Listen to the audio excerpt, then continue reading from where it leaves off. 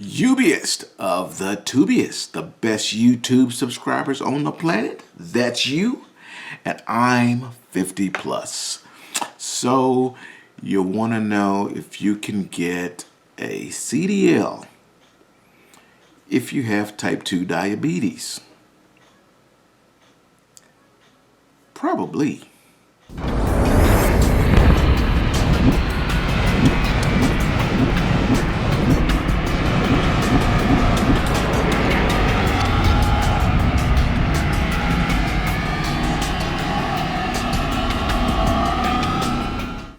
Okay, guys, listen. First off, I want a disclaimer, okay? The only thing that I know about diabetes is that black people call it sugar, okay? So if I say sugar, that means diabetes. I don't know anything about diabetes other than the fact that if you don't control it, they cut off your toes and then your foot and legs and arms and shit. So, you know, other than that, I don't know. But that's a good question. And in order for me to answer it properly, I'm going to have to get the proper authorities to give us the proper information. That's the way it works. I'm not going to guess. I'm not going to pretend to know. I'm going to give you the right answer. So we're going to make a little series out of this. And the first part of the series is going to be me just going right here in front of me. You'll see me looking down because I'm going to be reading from the FMCSA and the American Diabetes Association and their ruling on diabetes. Okay, so from what I'm gathering from reading this information is that there used to be a blanket exclusion from people with diabetes not being able to drive. However, that's recently changed, and I'm going to be reading a little bit of this for you, and then I'm going to put a link to it in the description at the bottom, and then you guys can go to it and read it yourself. Okay, and then the next video would be me interviewing my cousin. My cousin is a high-ranking nurse. She's I think she's almost finished with her nurse practitioners, but she's been a nurse for well over 25 years. So she'll be able to kind of give us, people who don't know what diabetes is, some insight and some tips on how to live with diabetes and treat it properly, and some things that people who have diabetes do wrong, okay, and it cause themselves more harm. So we're going to get a little information on that end. And finally, I'll get with a doctor who does the DOT physicals and get insight from them on what they look for to get you passed, okay, to get your CDL. A lot of this information you may want to skip. You may want to just go straight to the meat and gravy and watch the last video of the little mini series. However, I encourage everybody to watch them all and try to grasp some knowledge. Okay, this was what this channel is about. So if you're looking for drama, hype and all that bullshit, you at the wrong motherfucking place, because that's not what I'm here for. Okay, I'm here to give you good solid information and get you on the road. You want to get behind the wheel, you want to start driving and making some money, driving commercial motor vehicles. Hey, I'm here to help you get there if I can. But I'm going to do it with truth. We're going to be real. I'm going to tell you shit that you may not like. And I'm hoping that I give you shit you can use, even if you don't like it. Okay? So let's get in the meat and gravy of it. And I'm not going to keep you long today. I'm just going to give you a little bit of this because I'm putting it down there for you to read. And all I'm doing is reading it because I don't know anything about this shit, okay? On September 19th, 2018, the U.S. Department of Transportation Federal Motor Carrier Safety Administration published in the federal regulation a final rule on diabetes. This is a final step to a multi-year rulemaking process to update the rules applying to medical certification for interstate commerce drivers with diabetes. For the first time ever, people who operate commercial motor vehicles and have diabetes and treated with insulin will be subject to the rules reflecting modern diabetes management. The new rule represent the first update from the FMCSA since 1970. So obviously this has been an ongoing situation where if you had it and you're treating it with insulin, then you just automatically eliminate it, and I'm assuming that that's what it was.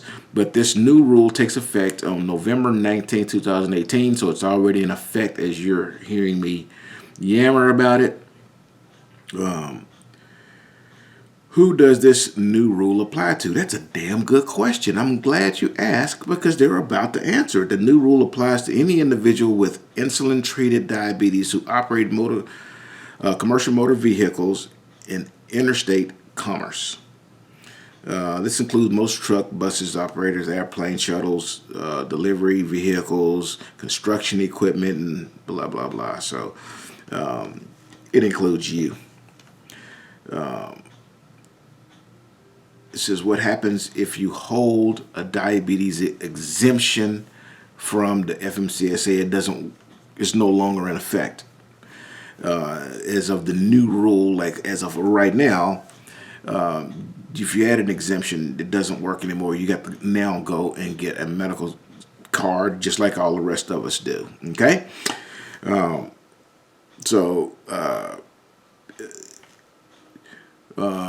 do I get certified now? Individuals with insulin-treated diabetes seeking a medical certification today should wait until November 19th, effective date, which is already passed.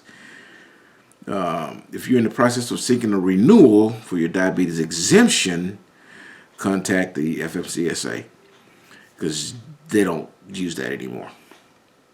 Is there special paperwork needed with the new rule? Again, damn good question. They're about to answer it. Yes! Short and sweet. Once the new rule becomes effective, which is right now, individuals seeking a medical certification will start the process in obtaining an assessment from a treating physician. So that means you're going to have to go through the same thing everybody else does. Okay?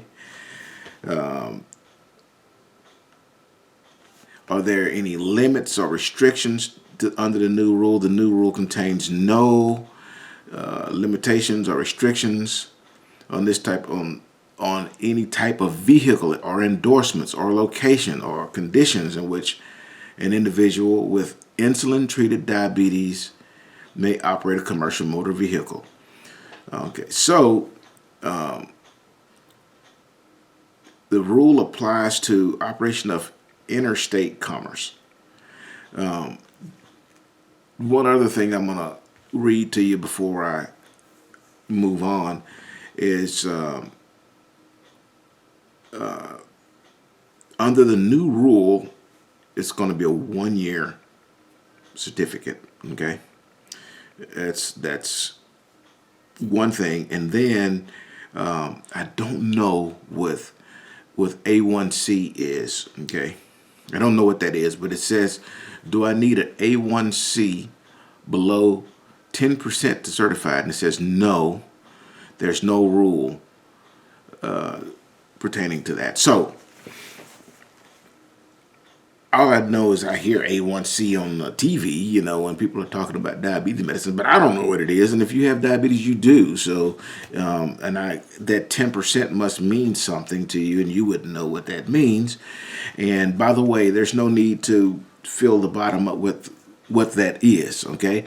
Because I'm going to ask these questions and get those questions answered without having to, read your answer to it.